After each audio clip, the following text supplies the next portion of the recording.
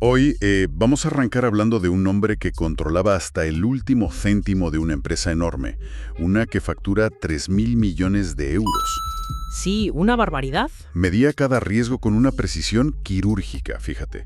Pero bueno, cometió el error más básico y, la verdad, letal.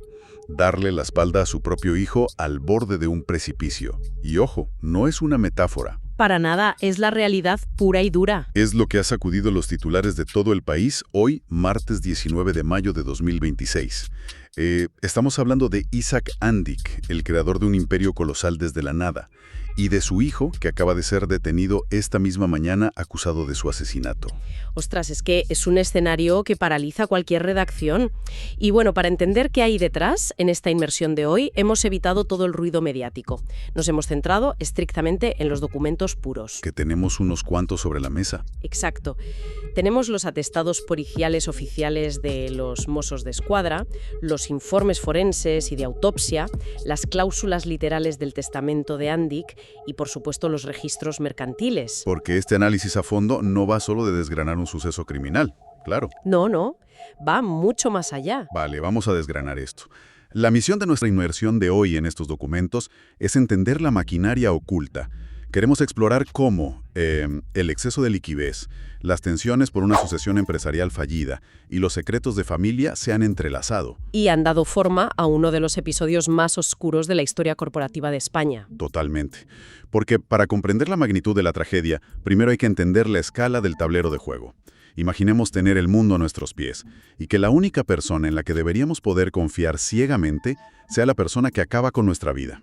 Es el manual definitivo de cómo crear riqueza desde el vacío. Ya. Él llega a Barcelona en 1967, viene de Estambul. Con 14 años, ¿no? Sí, 14 años, es parte de una familia judía sefardí y se planta en un país que no conoce, sin capital y sin hablar el idioma local. Según los registros, su punto de partida fue ir al puerto de Barcelona, comprar unas cuantas blusas bordadas a un marinero y revenderlas. A ver, espera. Entiendo lo de las blusas como una anécdota fundacional. Queda muy bien en las biografías. Sí, el mito del origen. Claro, pero hay un salpón lógico enorme ahí. Cualquiera puede revender ropa en el puerto para sacarse unas pesetas. ¿Qué hizo operativamente en esos años para pasar de ser un adolescente revendiendo blusas en un muelle, fundar Mango en el 84? Y encima abrir su primera tienda en el Paseo de Gracia, que es la calle más cara de Barcelona. Es que ahí está la clave. Porque el atestado policial pinta un perfil psicológico muy concreto. Hablan de un hombre con una personalidad obsesiva por el control. Se veía ya eso en su forma de hacer negocios desde el principio. Totalmente. Lo que marcan los documentos sobre su trayectoria no es solo la compraventa, sino una escalabilidad obsesiva. O sea, no se trataba de vender una blusa, sino de entender la cadena de suministro completa. ¿Vale? Isaac sistematizó esa reventa, eliminó a intermediarios, controló los márgenes al milímetro y reinvirtió cada céntimo. Madre mía, qué disciplina. Esa microgestión, ese control asfixiante sobre cada detalle operativo, es el mecanismo exacto que le permitió pasar del puerto al Paseo de Gracia. Ya. Y si avanzamos hasta 2023, esa misma obsesión convirtió a Mango en una máquina que facturaba más de 3.000 millones de euros, con 2.700 tiendas físicas y más de 15.000 empleados en todo el mundo. Hablamos de un auténtico leviatán corporativo, pero aquí hay un dato en los documentos que me ha volado la cabeza. A ver. Durante años, la lista Forbes y todas las publicaciones financieras estimaban la fortuna de Andik en unos 4.500 millones de euros. Sin embargo, al abrir el testamento tras su muerte, resulta que el patrimonio real asciende a 8.000 millones, prácticamente el doble. Sí. O sea, ¿cómo escondes 3.500 millones de euros a los analistas financieros de Forbes? Esta es una pregunta súper interesante y la respuesta está en la ingeniería corporativa pura y dura. Claro. Forbes suele calcular la fortuna basándose en el valor de las acciones de la empresa principal, que en este caso es Mango. Pero los registros mercantiles que tenemos aquí revelan que Mango era solo la mitad del pastel. ¡Ostras! La otra mitad estaba completamente blindada bajo un holding llamado Puntaná. Puntaná, un holding inmobiliario, entiendo. Exacto, pero a una escala estratosférica. Punta Na Holding es la estructura societaria diseñada específicamente para absorber y gestionar los beneficios que generaba Mango. Vale. Invertían todo ese dinero en activos tangibles que escapan al escrutinio público directo. Hablamos de edificios enteros en las capitales más caras de Europa, mansiones impresionantes. ¿Qué locura? Y un inventario personal que incluye un jet privado de 50 millones de euros, un velero de 53 metros, una mansión de 4.500 metros cuadrados y una colección de coches Porsche tan masiva que funcionaba como un activo financiero en sí misma. Madre mía. Punta Na era básicamente la bóveda secreta. ¡Qué barbaridad! O sea, construyó un imperio colosal. Construir esto es como empezar a construir un rascacielos piso por piso, con las propias manos. ¿Sí? Solo para darte cuenta de que no sabes a quién darle las llaves de la puerta principal. Porque llega un punto en la vida de todo fundador en el que la biología manda y hay que ceder el control. Totalmente. Y precisamente el intento de entregar las llaves de esa bóveda de 8.000 millones es lo que empieza a agrietar los cimientos de la familia. Porque el traspaso de poder en las grandes dinastías nunca es un simple trámite, pero lo que ocurrió aquí fue un desastre sin paliativos. Pues sí.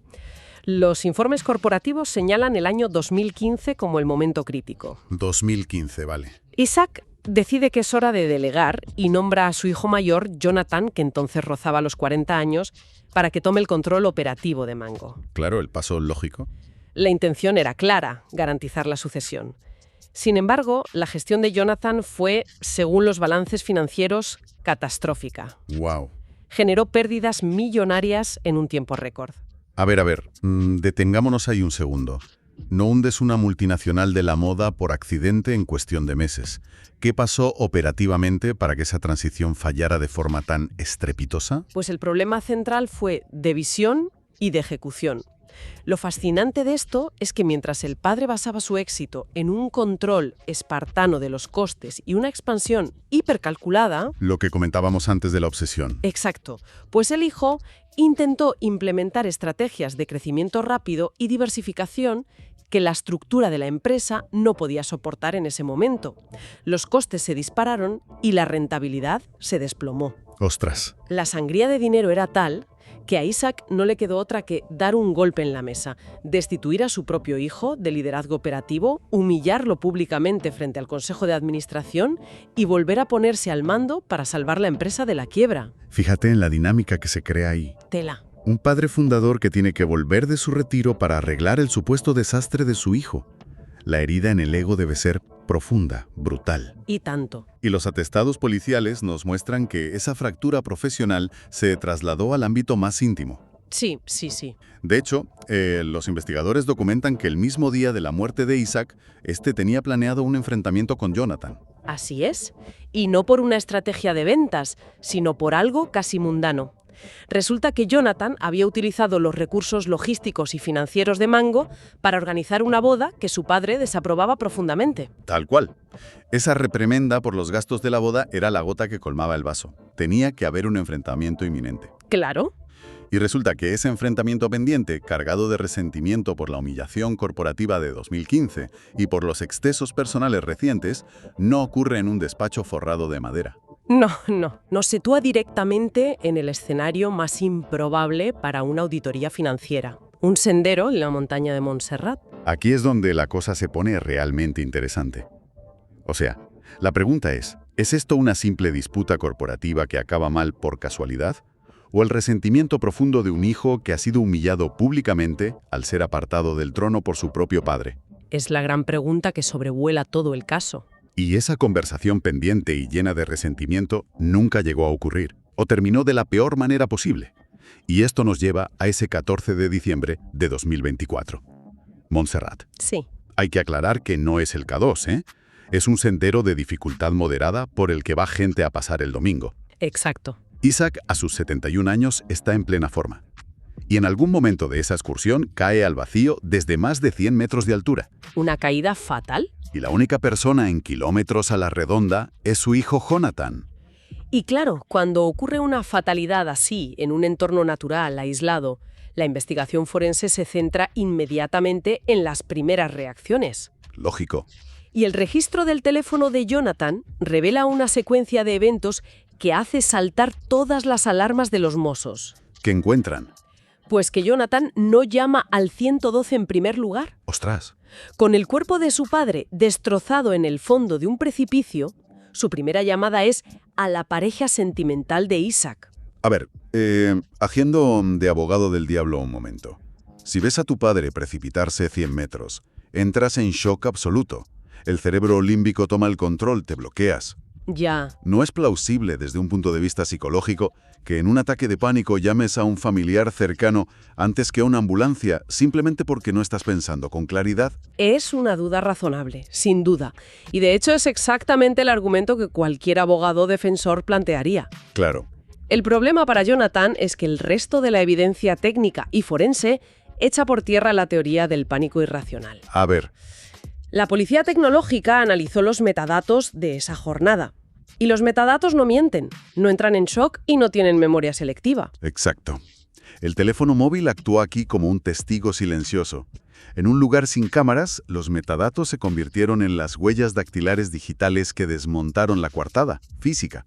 Totalmente. Porque, para quien no esté familiarizado con la investigación digital, un teléfono móvil no solo saca fotos, registra las coordenadas GPS exactas, la altitud, la velocidad de movimiento y la marca de tiempo precisa de cada acción. Y cuando los peritos cruzan el relato verbal de Jonathan con esa realidad matemática del GPS, nada encaja. Nada de nada. En sus primeras declaraciones, que los agentes describen como breves y confusas, él da una cronología. Semanas después, cambia su versión y ajusta las horas. Ya se va adaptando. Claro.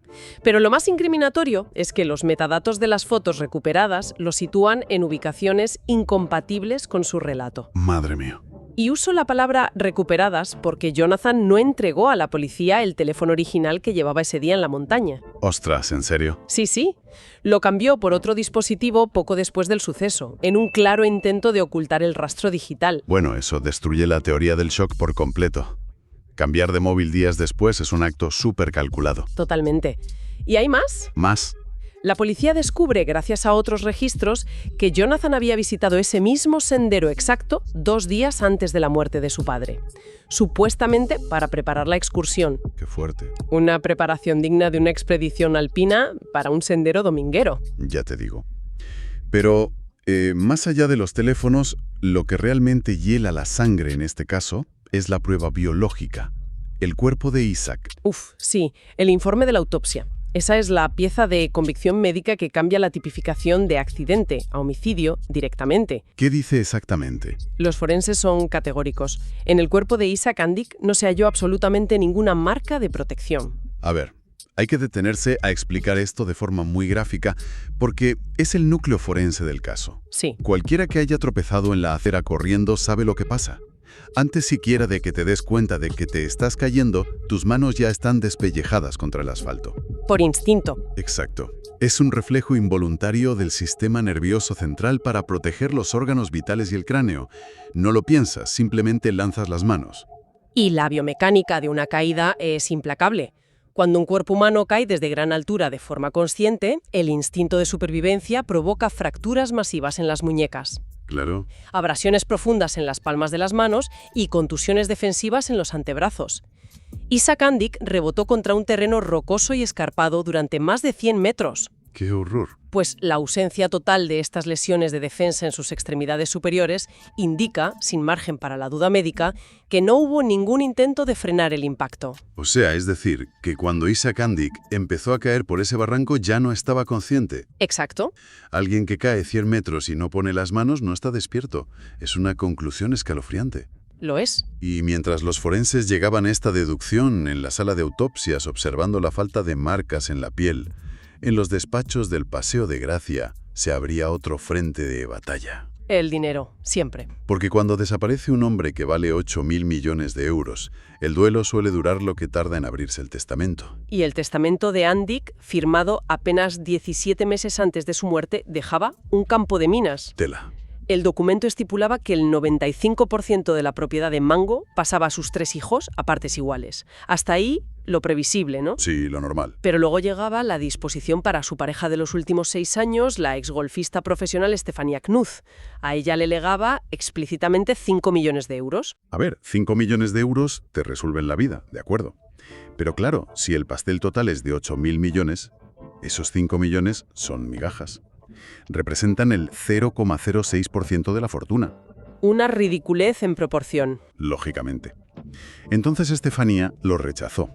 Y aquí viene el giro que cambia la historia corporativa. Exigió 70 millones de euros. 70, sí. Los hijos, intentando apagar el fuego, le ofrecieron 27. Y ella dijo que no. Espera, una pregunta legal. Dime. Si un testamento firmado ante notario dice explícitamente 5 millones, ¿cómo es legalmente posible plantarse y exigir 70? ¿Qué mecanismo está utilizando para pedir 65 millones más de lo que está escrito? Pues el mecanismo no es estrictamente de derecho sucesorio civil. El mecanismo es la pura ley de la ventaja y el chantaje tácito en medio de una investigación criminal. Ostras. Estefanía tenía información vital. Si conectamos esto con el panorama general, su negativa a aceptar los 5 millones coincidió temporalmente con las dudas de los Mossos d'Esquadra sobre el relato de Jonathan en la montaña. Vale, ya veo por dónde va esto. Estefanía tenía el poder de corroborar el móvil del crimen o de guardar silencio. Entiendo. Su testimonio sobre las tensiones familiares era la munición que la policía necesitaba. Y ella lo sabía perfectamente. Exactamente. Fue Estefanía Knuth quien finalmente se sentó ante la jueza instructora y los investigadores y detalló, de forma milimétrica, la brutalidad de las tensiones. Los gritos, los desacuerdos por la boda y el nivel de odio enquistado que existía entre Isaac y Jonathan tras la destitución de 2015. Ese testimonio no fue un trámite. Fue la clave. Fue el hilo conductor que unió los metadatos falsos, la falta de marcas de protección forenses y la motivación. Fue la declaración que permitió a la jueza firmar la orden de detención que se ha ejecutado hoy. Y esto nos plantea un dilema ético y legal fascinante. Entonces, ¿qué significa todo esto? ¿Qué estamos viendo realmente aquí? Buena pregunta. ¿Estamos viendo a una viuda desconsolada que decide colaborar valientemente con la justicia para desenmascarar un asesinato? ¿O estamos presenciando cómo una investigación por homicidio, con la amenaza real de prisión permanente revisable, se utiliza como la palanca de negociación más brutal de la historia para conseguir 70 millones de euros? Es que el momento es perfecto. Es estratégicamente perfecto para sus intereses financieros, desde luego. La dualidad es evidente, pero para el juzgado de instrucción, la motivación de Estefanía al declarar es secundaria frente a la contundencia de los datos que aporta. A la jueza le dan igual sus motivos, quiere pruebas. Exacto. Lo irrefutable es que hoy, como consecuencia de todo ese entramado de metadatos, autopsias y testimonios motivados por millones, Jonathan Andick está esposado e incomunicado. Y aquí llegamos a la gran paradoja del capitalismo moderno. Porque mientras ocurren estos arrestos de madrugada, mientras los abogados cruzan demandas y los forenses testifican sobre huesos rotos, la inmensa maquinaria de hacer dinero que creó Isaac Andick ni siquiera ha parpadeado. Sigue imprimiendo billetes. El contraste de este mismo mes de mayo de 2026 es de película. Los registros financieros de este trimestre lo ilustran perfectamente. Por un lado, tienes al hijo del fundador y vicepresidente del holding en el calabozo de los juzgados de Martorell. Sí.